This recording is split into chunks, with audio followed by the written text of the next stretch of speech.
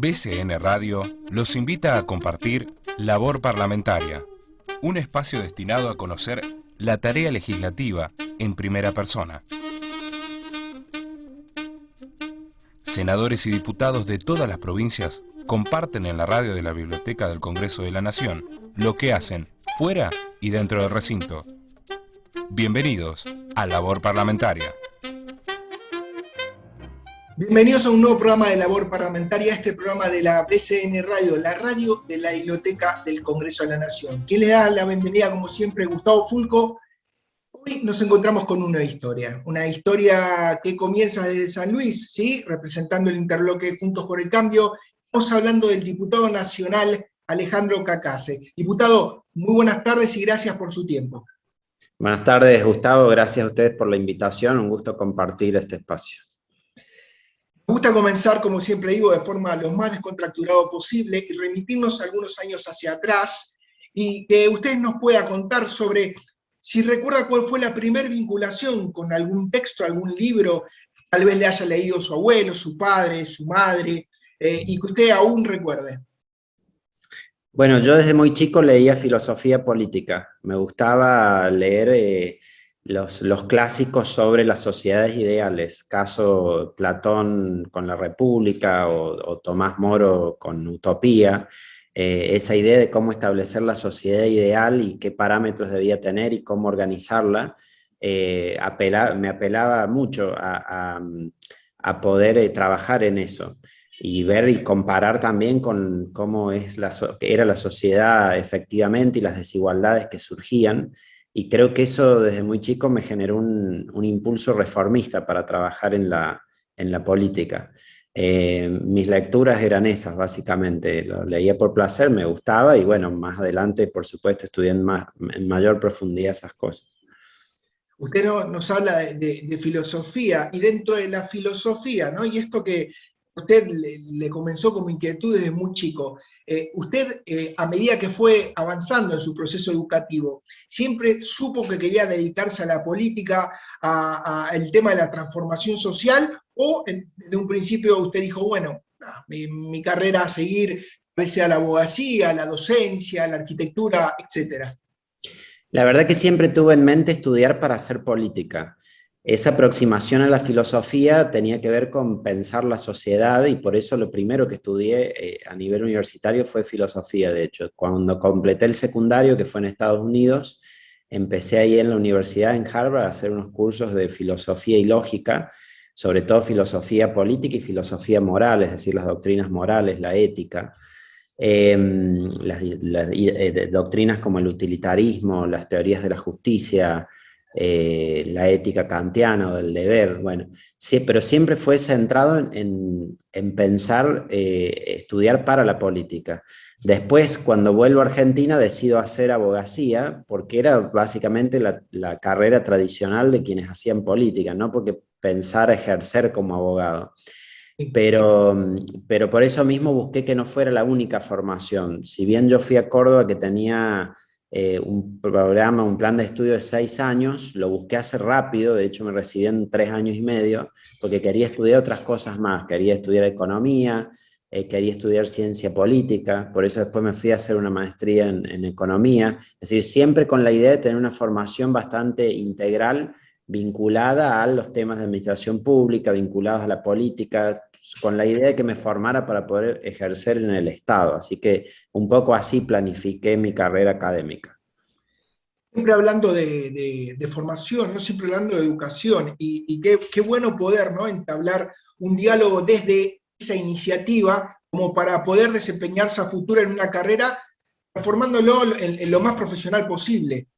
Hablando de eso, ¿usted puede opinar actualmente en cuanto se habla de meritocracia que no debiera existir, cuando se habla de educación de una forma más igualitaria, en la cual todos tienen el mismo derecho, pero a su vez todos tienen la misma educación y no hay una cuestión de mérito a alcanzar, no hay una cuestión de desafío, sino que es todo a nivel igualitario, una educación que se habla maravillosamente en todo el mundo en cuanto a la UBA, por ejemplo, pero a su vez acá a nivel primario y secundario hay un montón de vicisitudes en cuanto a la regularidad escolar. Usted que tuvo, diputado, la posibilidad de estudiar afuera, ¿cómo ve la educación de Argentina hoy por hoy? Bueno, ahí creo que hay que hacer dos reflexiones. La primera es que para hacer política hay que estar preparado. Es decir, para ocuparse de los asuntos públicos eso requiere formación. No se puede improvisar con la política pública. La política pública debe estar basada en evidencia, en datos, en las buenas prácticas en distintos países de cosas que han resultado, que han sido efectivas. Y eso exige poder estudiar, capacitarse, formarse. Yo no creo en el político que llega, improvisa y no tiene idea de lo que está hablando o hace. Creo que uno, para desarrollarse en la función pública, tiene que formarse. Y eso pasa por tener educación, instrucción formal, capacidad técnica en los temas que están en discusión. Creo, por supuesto, también que debe haber igualdad de oportunidades, es decir, todos debemos tener la posibilidad de formarnos y a partir de eso poder capacitarnos, ya sea por el servicio público o cualquier otra cosa que queramos desempeñar. Entonces, la igualdad de oportunidades en el ámbito de la educación es fundamental. ¿Qué falta para que haya igualdad de oportunidades en el sistema educativo argentino? Mucho. Primero hay que lograr la universalidad, que la universalidad sea no solo en teoría, sino en la práctica. Es decir, lograr el acceso temprano a la educación de todos los niños es fundamental, porque si hay algunos que ya desde los 3 años se están formando y otros lo hacen mucho más tarde, eso produce desventajas. Lograr que la educación que es obligatoria efectivamente se cumpla también es parte de la universalidad, es decir, si nosotros tenemos una deserción escolar altísima en el secundario y a partir de los 15 años, lograr que haya terminalidad educativa es también fundamental. Pero no solo tiene que ver con la universalidad y la cantidad de educación, sino también con la calidad de la educación, es decir, lograr que la educación que nuestros chicos obtienen sea efectivamente de calidad y para eso hay que medir, para eso es muy importante las operaciones de evaluación de la calidad educativa, poder mejorar respecto de eso. Así que creo que todos estos puntos, universalidad, que es cantidad, calidad de la educación y también equidad en el acceso a la educación, pues nosotros tenemos muchísima disparidad en la inversión en educación entre escuelas privadas y públicas, entre escuelas de los centros, las ciudades y de las periferias, y en esto necesitamos tener cierta política compensatoria, es decir, tratar de que aquellos lugares más marginados o aquellas familias que tienen menor acceso a los recursos culturales puedan tener más oportunidades en la escuela. Porque capaz que, como vos decías, en mi casa había una biblioteca y mis padres tenían formación profesional ambos y tenían acceso a muchos recursos y otros niños no los tienen. Entonces esos niños tienen que poder ir a una escuela con jornada completa, que tengan la posibilidad de aprender idiomas, que tengan una buena biblioteca, es decir, que tengan básicamente acceso a los recursos culturales. Algo que ahora en la pandemia se notó, hubo muchísima disparidad en lo que fue la educación a distancia o la utilización de la tecnología, hubo una disparidad en el acceso enorme y eso es lo que el Estado debe resolver. Gustavo, usted hizo mención a algo importante en cuanto a un cambio, ¿no? Tal vez de época, esta introducción de los nuevos políticos, ¿sí? De los nuevos políticos ya de forma profesional, una visión como la que usted nos está transmitiendo de capacitación, una visión que contempla la educación como base para poder hacer política y transformaciones. Pero por otro lado se escucha que solamente la gestión, ¿sí? Y el trabajo de campo es importante. Entonces, ¿usted considera que una no puede ir de la mano sin la otra o es prioritario que estas nuevas camadas de políticos tengan como base la educación y posteriormente ir transformándose a través de la gestión?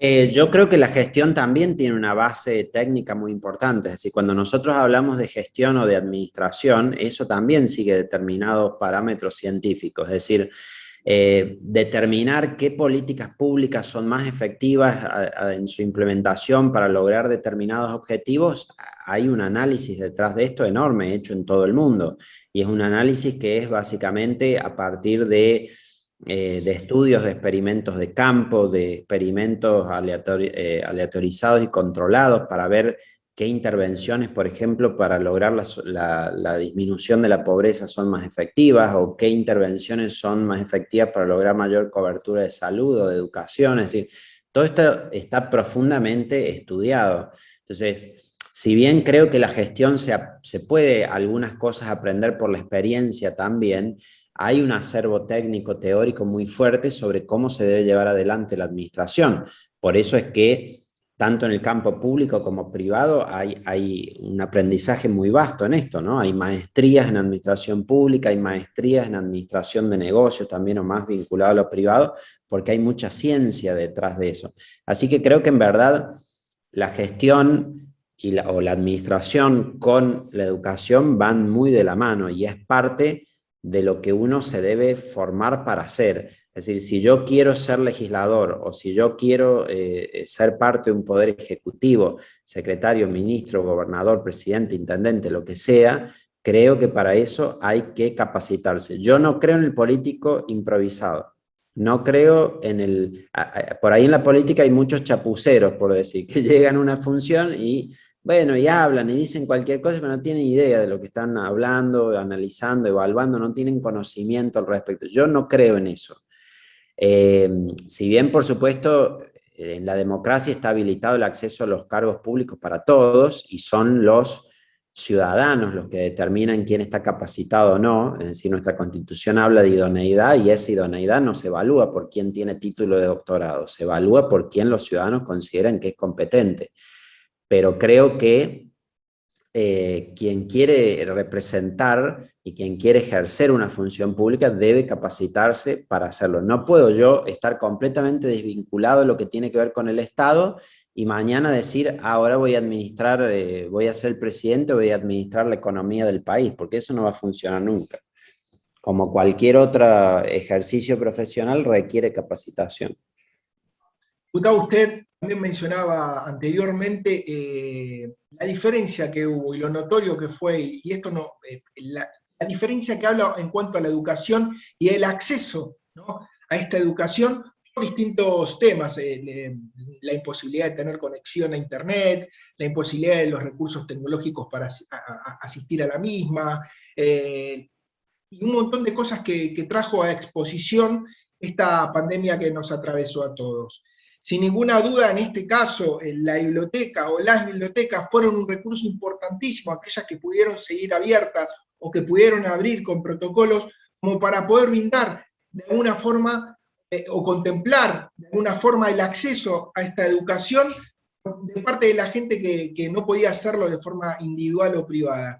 Pero, sacando la labor que hicieron las bibliotecas o las fundaciones o los centros de asistencia juvenil, importante es poder, a través de esta experiencia, transformar la educación y el acceso a la información para que los niños puedan educarse de forma igualitaria, ¿no? Sí, yo creo que la pandemia transparentó muchas desigualdades. Es decir, por un lado vimos el fenómeno creciente de los cursos masivos brindados por las universidades. Entonces uno podía estar encerrado en la casa por la pandemia y estar haciendo un curso de una universidad en cualquier parte del mundo, y se habló mucho de eso y hubo publicaciones, y bueno, yo mismo hice muchos cursos, inicié 2 maestrías. Creo que fue un momento de oportunidades extraordinarias que ahora siguen también, para poder acceder a educación de altísima calidad desde cualquier parte del mundo. Pero eso es parte de la realidad. Por otro lado, hay quienes no tenían, como decías, acceso a Internet en su casa para poder seguir las clases de la educación primaria o secundaria, y entonces eso los puso en enorme desventaja.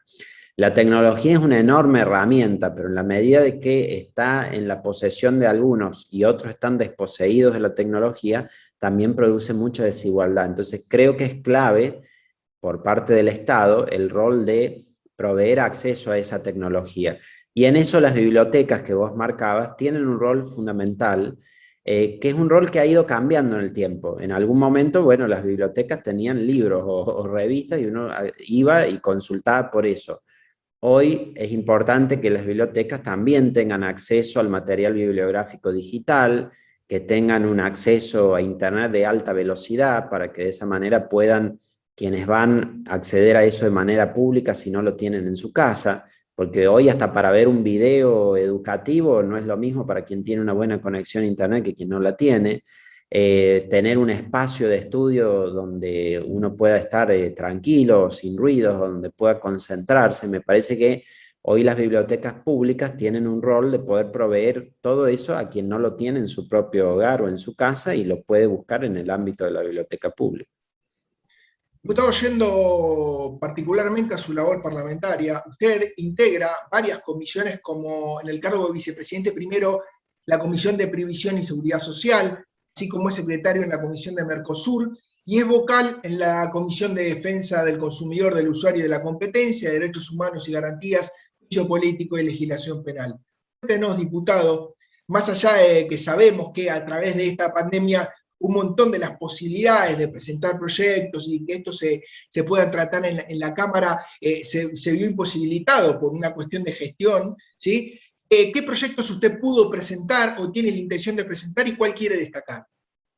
Bueno, por un lado, en esa tarea como vicepresidente de la Comisión de Previsión y Seguridad Social que marcabas, siempre he hecho un seguimiento muy, muy intenso de lo que es el pago a los jubilados, de los haberes, ¿cierto? Entonces, a lo largo del 2020 tuvimos una discusión muy intensa sobre la movilidad jubilatoria, se constituyó también una comisión bicameral especial para eso, terminó en la sanción de una ley a la que nosotros desde nuestro bloque nos opusimos, pero el tema de la movilidad jubilatoria es un tema central en la Argentina, porque con la alta inflación que tenemos siempre quedan rezagados los haberes jubilatorios y pierden poder de compra. Entonces, cómo actualizarlo es un tema siempre de discusión que afecta no solo a los 8 millones de jubilados y pensionados, sino que afecta a 20 millones de beneficios estatales, entre ellos los de la asignación universal por hijo. Así que es una discusión que siempre continúa. Hace poco algunos de los propios legisladores oficialistas, en audios que trascendieron, criticaban la propia ley que el oficialismo sancionó. Entonces,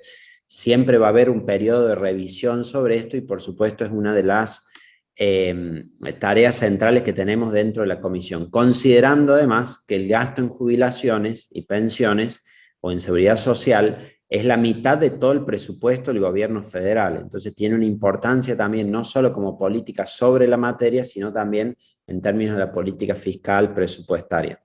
Después, entre las comisiones que mencionaba, yo he estado integrando alternativamente la de presupuesto y es uno de los temas a los que me dedico mucho.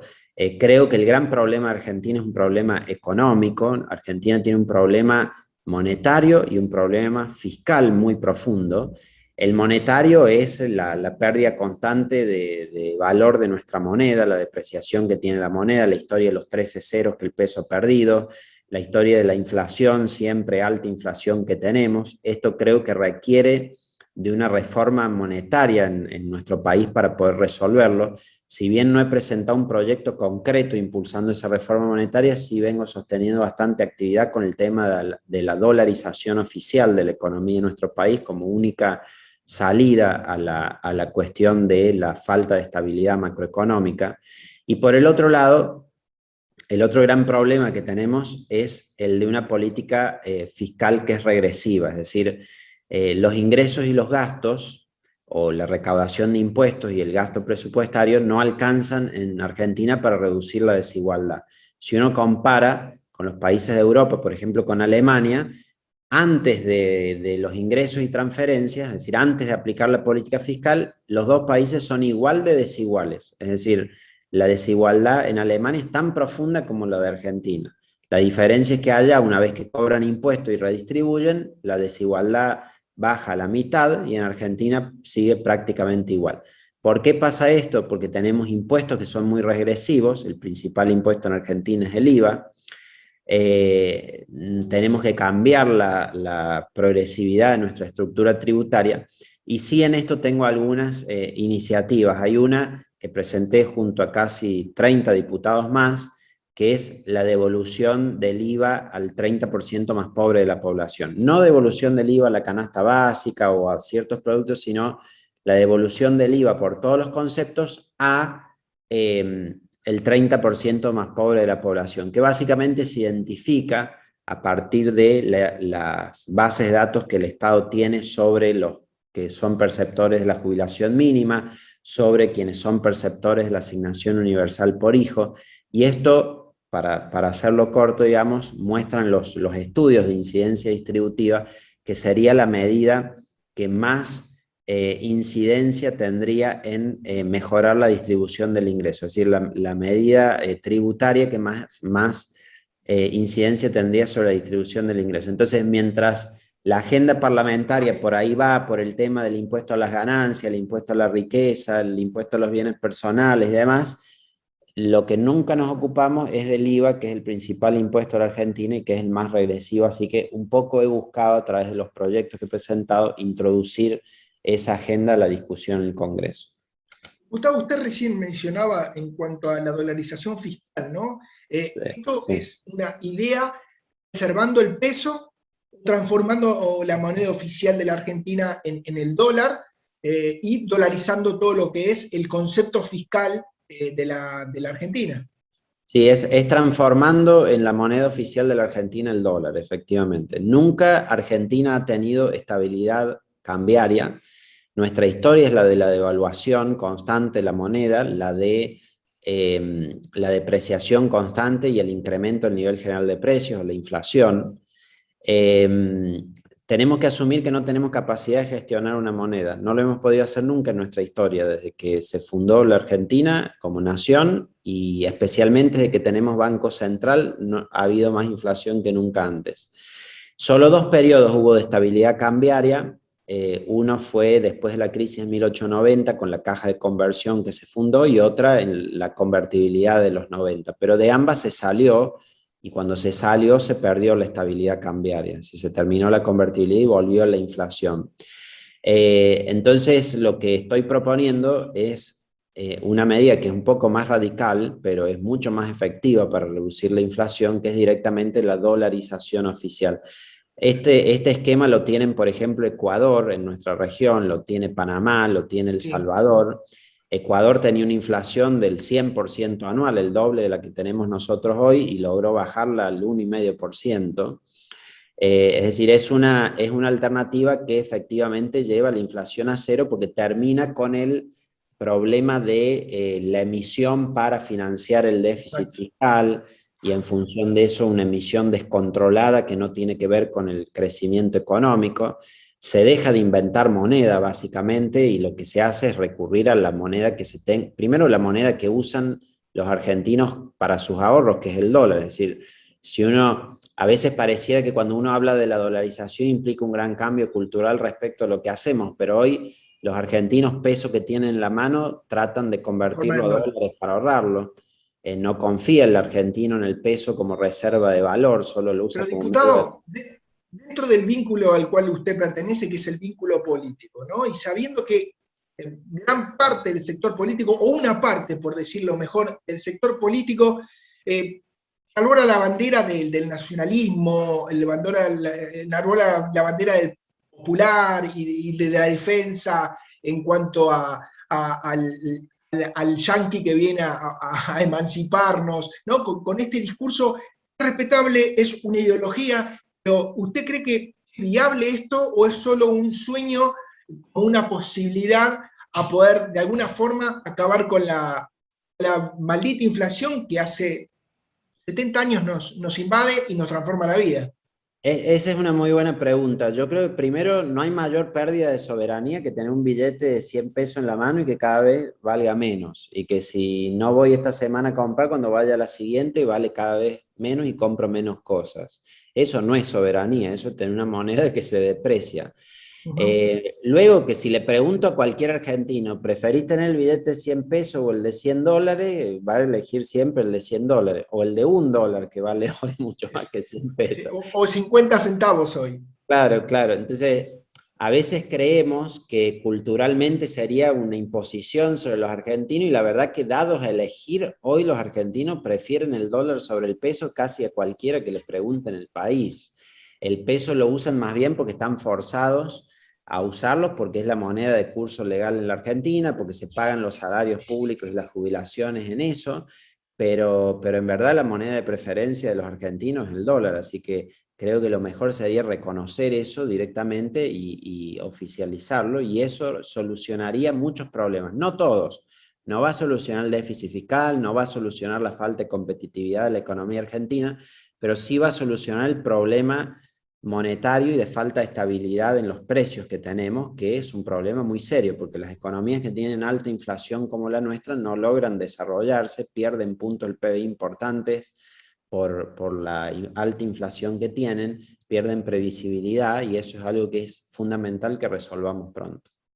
Y basado en su capacitación, en sus estudios en economía, usted entonces en alguna parte coincide, por poner un ejemplo, ¿no? Seguramente con algunos más, como por ejemplo con Milei, que plantea la desaparición del Banco Central.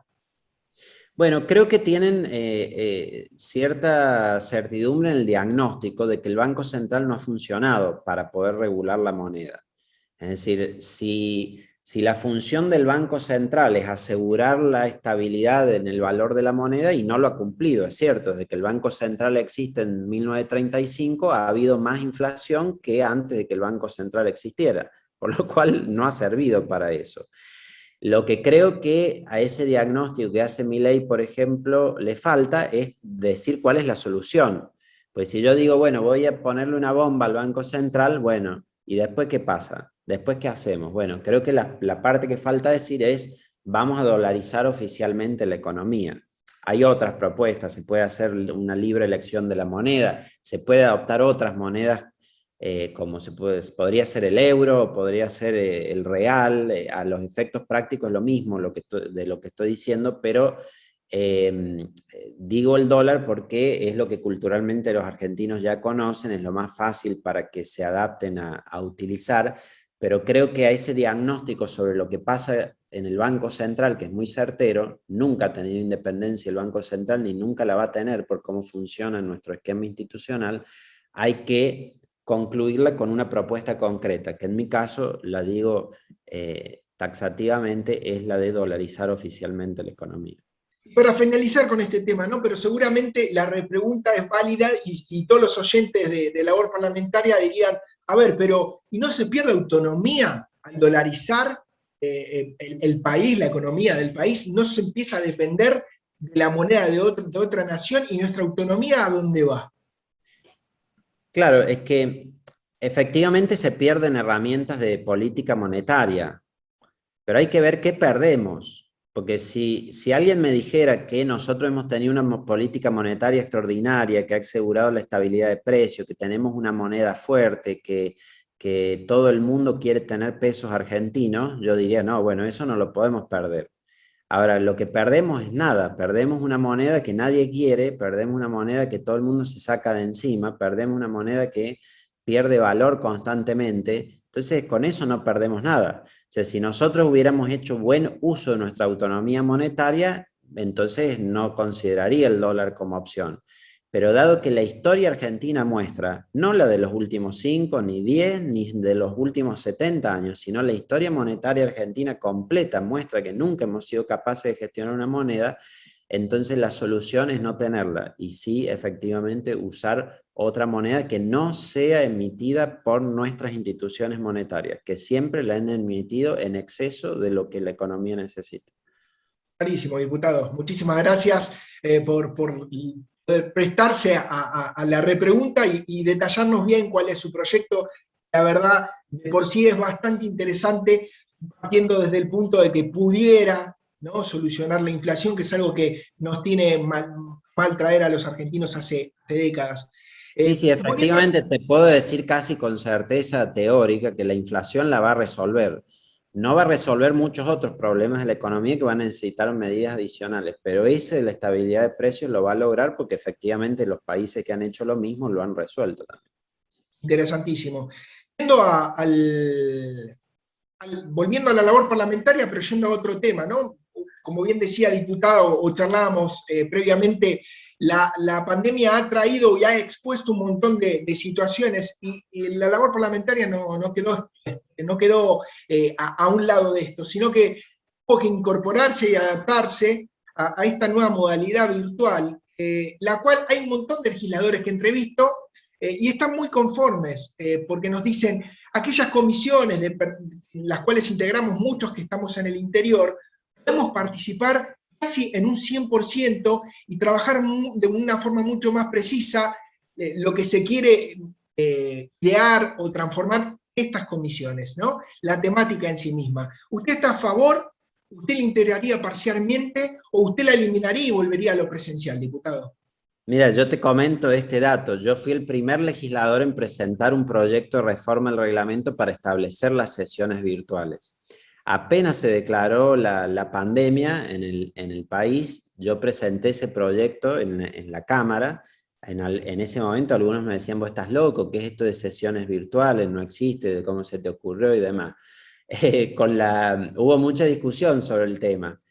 Afortunadamente establecimos un protocolo y demás. Hoy, habiendo vivido toda esa experiencia, creo que la mayoría, la inmensa mayoría de los diputados, aún los que estuvieron en contra de las sesiones virtuales, te dicen que el sistema, al menos para el funcionamiento de las comisiones, es muy bueno. Es decir, que esto de que no tuvieran que venir a Buenos Aires todo el tiempo los diputados y pudieran conectarse de manera remota y discutir los dictámenes de las comisiones, diría que tiene aceptación casi unánime. Por ahí la sesión es otra cosa, ¿no? Porque la sesión es un momento especial donde está esto de si se reúne el quórum y no, y es llegar y debatir ahí en el recinto. Entonces, por ahí creo que hay una idea sobre la sesión de muchos de que tiene que permanecer presencial, al menos en las condiciones que se pueda hacer como ahora cuando estamos en un estatus sanitario mejor. Pero creo que lo de las comisiones virtuales, sobre todo, es algo que ha llegado para quedarse. Es algo que, bueno, no solo en Argentina, sino en otros lugares ha sido de enorme utilidad. Así que creo que es un caso más donde el avance de la tecnología hay que aprovecharlo. Además, nunca vi tanta presencia en las comisiones como desde que son virtuales, porque antes por los viajes, los traslados, los horarios y demás, por ahí era muy complicado conseguir la presencia y ahora se hace con toda facilidad y eso es una ventaja, así que hay que utilizarla en favor de poder profundizar el trabajo legislativo. Quería preguntarle algo que tal vez aquellos que vivimos en el día a día del Congreso de la Nación y que, como en mi caso, estoy hace 24 años en la casa trabajando, vemos que como que se está modificando, ¿no? Y es un tema, particularmente el de las formas, ¿no? La forma de hacer política, la forma de dirigirse de un legislador hacia el otro, la forma de diálogo, ¿no? La forma de entablar un cuestionamiento o una diferencia. ¿Eso no cree que actualmente deslegitimiza un poco el trabajo de la política que se realiza? Muy buena y de por sí es imprescindible para un Estado democrático. ¿No cree que deslegitimiza un poco ese ímpetu para las cámaras que se quiere mostrar en la defensa a veces de cuestionamientos o de ideas que no se coinciden? Creo que en muchos campos de la vida hay un avance de lo informal. Es decir, hay muchos procedimientos que antes se hacían con muchísima formalidad, con muchísima solemnidad, y la solemnidad, por ejemplo, del proceso parlamentario hacía a esa idea de respeto, de jerarquía, de estatus. Pero hoy las sociedades van funcionando de manera más casual en muchas cosas y más informales. Pero no está mal, me parece que es el tono al que la sociedad va. Entonces, por ejemplo, hoy hay maneras en que los ciudadanos interpelan a los legisladores que antes eran impensadas. No sé, ahora con cada tema que se trabaja, yo todo el tiempo tengo gente escribiéndome por Twitter o Instagram diciendo votá en tal sentido, votá en tal otro, y capaz que años atrás eso se hubiera sentido hasta como una falta de respeto, porque el pueblo no deliberaba ni gobernaba sino a través de sus representantes, no podía invocar la representación, no se hacían ni audiencias públicas.